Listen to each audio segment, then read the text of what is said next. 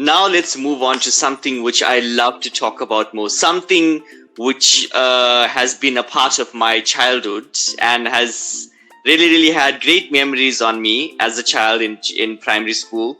And that is the Soapie Passions. Yeah. You acted in it for 9 years.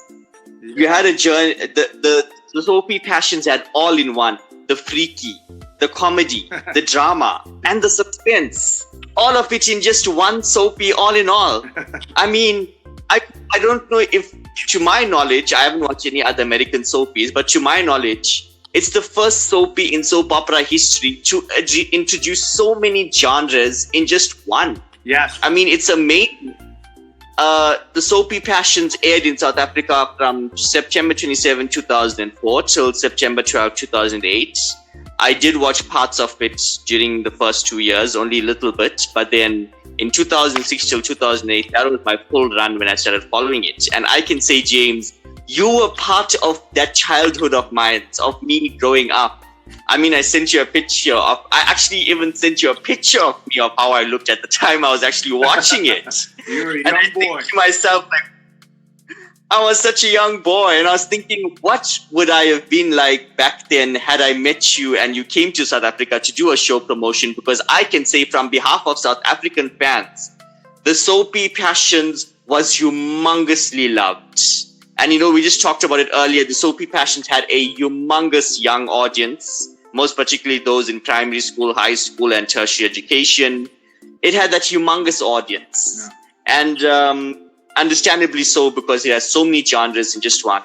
So take us through that 9-year journey of the Soapie Passions, working with so many genres in one. Well, first of all, it was an incredible experience for me. I feel very lucky and very fortunate that I landed that role, because when I was I went up to read for it in New York, and that was my first time reading. And I actually read for my brother, Hank. So I actually read for Hank first, and then I get back. So I was shooting a show in New York, As the World Turns, and then I was living, because I was living in New York because I was doing another show called Another World. It got canceled. Then I went down to Miami to shoot a show called Miami Sands, which I think aired in South Africa before that. And then, so I went back up to New York. I started shooting a show called As the World Turns, and I got an audition for this show. They didn't want to name it. This is a new show. It's going to be on NBC, but they didn't want to name it. You have an audition tomorrow in New York. So I went, I read, and then I flew to LA to read, and I think I read for Hank first. Then I get back to Miami, and there's, of course, we're going back a little bit. In this was in 1998. There was a new character in my fax machine. Okay, I'm dating myself because we don't really use faxes anymore. But so I looked at it, it was Sam, and I'm like, okay, well, and I got a call from my agent saying that Hank is a little bit more in and out of the show. Sam would be much more anchored in the show as one of the families. And I go, ooh, okay, well, that interests me, and being a police chief and da-da-da. So I said, yes, I'll read for it. So I went back, read for it, and then came back, and I went up to New York to shoot 4 new shows as the world turns. And then I got a call on Thursday night, right before I went in to shoot, and it said I got the show Passions. And I said, oh my God, I'm so happy. I called my wife and said, we're going to LA. I didn't sleep all night in New York, and I went in and I shot 4 shows on that Friday. And I said, it's been great. It's been real, but I'll see you later. I'm out of here. And I always wanted to go to LA, but I didn't want to go to LA as what we had spoke about earlier. Me coming out, and I wanted to come out with a project. Now, we don't, get to do those type of things sometimes. That's how I went up to New York. I got Another World. So I was on a contract role in New York. So I went up to New York. I was able to be on that show for a while, and then I was able to get a show in New York, in LA, and go out. A much easier process to go to LA with a show, trust me. And so we shot. I met the cast. We all went to. We live in LA, and Oxnard is a beach town north, probably about 30 miles away. So our first few months we were shooting on location in Oxnard, and that's when we were at the carnival, and Tabitha was inside the she was kind of a future teller or whatever. She starts telling Teresa this stuff, and that was my first time meeting everybody, and everybody was just so happy, and so we shot like the first month, and we were saying to ourselves, wow, we don't know, if this show is gonna last. And we had NBC. The people from NBC came in and said, listen, because NBC owned the show. They said that this is a marathon. This is not a sprint. We're going to be on for a while, but we never thought that we would be on for 9 years, and one of the things that I'm very proud of is that I started the role and I ended it. So there was a few of us, Galen Garing, Lindsay Corman, or Lindsay Hartley, but I don't know what her last name is. And yes. Brooke Kerr. Those that would be Teresa and Whitney. Galen played Luis Lopez Fitzgerald. There was a few of us that stayed. Of course, Tabitha, Juliet Mills stayed from the start to the finish. There was a few of us that did the whole run. And so Galen, funny enough, I knew Galen from Miami. So I knew Galen way before Passions. We were hanging out in Miami. He was going to the University of Miami, and I did a couple of his thesis programs for his theater class. So we worked together already, doing some things, and then him and I got booked for the roles on Passions, and his dressing room was right next to mine. His parking spot was right next to mine. So I just golfed with him the other day. So I keep in contact with him. Jesse Metcalf, I talk to a lot. Let me see who else. Eva Tamargo is my son's godmother. We see her a lot. I just saw Lindsay the other day. Who else? Kim. I speak to Kim Orich, who played Ivy. I speak with her. I just spoke to Dana the other day on the phone. So we've kept in touch over the years, and still are friends. And so let me go back to the beginning again. We're at Oxnard, so we get the scripts. And the scripts, every day that we would get the scripts, we would probably get them. And sometimes, of course, they'd be delivered to our house because they would come like stacks of scripts.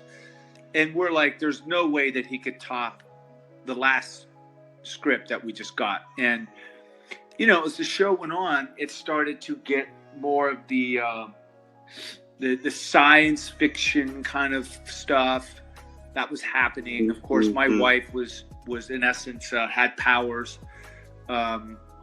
Yes. Standish descendants. Tabitha lived next door. She was a witch that had a doll that came to life, and that was so. I mean, because if you're doing a traditional soap, you go in and of course we had that too. We had the doctor, Tracy Ross, Dr. Russell. We had the Coach Russell, TC. Rodney Van Johnson. We had the rich aristocratic family, which were the Cranes. We were the blue collar family, the Bennetts, and then the Lopez Fitzgeralds were the family that was the what would you say? They were the Latina family. So we had the black family, the the Lopez Fitzgeralds, and then we had us, and then we had the Cranes. So it was a very traditional style of soap. But then, when you look at my neighbor Tabitha, who was a witch, and had a doll that came to life, and then we had what was his name? The priest, Father Lonigan. Then all of that started happening. Good versus evil. People that were floating out of the bed, and my house, the Bennett house, being sucked into the bowels of hell. We had a tsunami. We had I think that we had. I don't know if this is factual, but we had there's some people saying that the first gay kiss on daytime television, so at the very end, it started to really just get very open in a lot of those directions. But it was fun to play. I mean, we had 2 stages. We had a big water tank that was next door. That was humongous. So we were in that for, I don't know, a month. We were just drenched every day. And so we had to fight the elements. We had to fight the sci-fi stuff.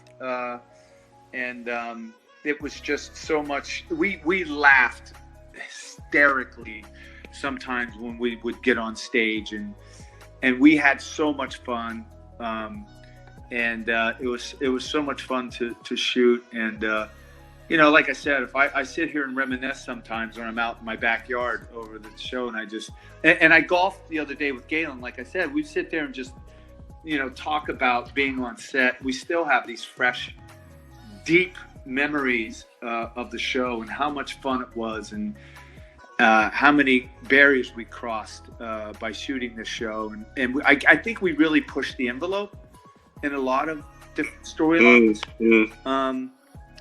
Absolutely. And that's what made passions. Absolutely, I agree, because y'all were the first Soapie in soap opera history, to my knowledge, to actually introduce an intersexual, a man giving birth to a child. Now, I mean, I don't know in which soap opera you would ever get such a storyline of that sort. I mean, y'all had the incestuous storyline, which I'm sure must have happened in some soap before. But as much as I only watched Passions for a very short run in South Africa, that didn't stop me from going on the net and really just taking out all the memories and being like, what really happened in the end toward this character, that character, this character. And I had tremendous love for the show. I still have tremendous love for the show. And I think that all of y'all really played y'all's characters to the T. I mean, whenever I look at you, James Hyde, I will always think of Sam Bennett. I don't know why, but I will never ever think of you of any other character other than Sam Bennett. You played your character to the T. You played your character to the absolute T. And they say the beauty of acting in its art form is not being able to separate the character and the actor. That they are just so inseparable. Like, it's like you are Sam Bennett right now, even as you're talking to me. So that's what I found the beauty of your character, Sam Bennett. And of course, I found the beauty of Molly Stanton, Charity Standish, Dana, Grace Bennett, Kim Johnston Ulrich, Ivy, and all the other actors. They were just so good in their characters and the way they played their characters. And I cannot ever imagine how y'all could have not ever had any good memories. Y'all had so much of drama, so much of suspense, so much of the supernatural, so much of everything combined into just this one 9-year run Soapie. I mean, it was just amazing. Yeah. And I'm sure you, until the end of your career, would never ever forget something like this. So if you go through your life and you look at like school, for instance, 12 years of your life going to school. I mean, that's forever imprinted in your memory. I mean, there's some things that you don't remember yourself probably being in the 3rd grade. I'm talking about myself because I just had a birthday, but not 3rd grade. But school is something that will be left an indelible mark with you for the rest of your life. 9 years of doing anything in your life is going to leave an indelible mark, and I believe that was one of the. It was so. Here's the benefit for me was we worked at CBS Radford in Studio City, and I had a house, it literally took me 5 minutes to get to work. And because what had happened was when I first moved to LA, I lived in Venice Beach, and Venice Beach was probably 40 minutes to an hour on some days to get to work. And then, we were working so many hours, it would take me maybe another hour to get home. And I just felt that I didn't want to have that, because we were working so much the first 3 years, long hours. So I ended up buying a house over Sherman Oaks, and it literally took me 5 minutes to get to work. And then that's when it was so much better for me. And just going to work, the stage managers, Roy and Brett, the people who worked on the wardrobe was Cheryl, and makeup with Toby, the everybody who, because when you usually, actors are the actors, and then you have the electricians and whatever, and the cameramen, we got along with those guys so well that every weekend there for a while, we were going, our actor-based softball team would go against the guys who worked like as electricians, cameramen, and all that. So we would hang out with those guys, and that's how close we were. And we were very, very blessed to have that, because I've spoke to a lot of other people, and you got to remember too that working at Burbank and NBC Studios is much bigger than what we had. CBS Radford is more of a smaller, like, boutique stage. As I can remember, we had the 70s show that was shooting there. We had Will and Grace. There was a few other shows, but anyway, we would go over and watch their shows taping, and so it was a very free and open studio. Like I said, it wasn't as big as Burbank, and I think that's what made it so special. But we've had a few producers, Lisa DeGazette and Richard Schilling, unfortunately have passed away. Shockingly, we got the news of Lisa passing away, and then Richard passed away about a month ago. And we were in shock, but other than that, I think that all of the actors that have been on, Juliet, I just spoke to Juliet when we did a Zoom, and she's doing amazing, and like I said, I keep in touch with, like with Galen, Jesse, Eva, Dana, Kim. Those are the people that I still. Rodney Van Johnson is actually one of my good friends, and he comes around all the time. So we still keep in touch, which is amazing, because that doesn't happen on a lot of other shows. Mm-hmm. Well, James, thank you so much for joining me this podcast. I cannot even think how happy I am right now. I mean, I've seen you as a small child, as me, a small 11-year-old child, 10-year-old child, seen you. I never thought I'd ever see a day where I'd actually had to pull myself through and really get contact with you. But I'd really love to thank you for this opportunity. I am absolutely appreciative of the advice, of the talks, of everything.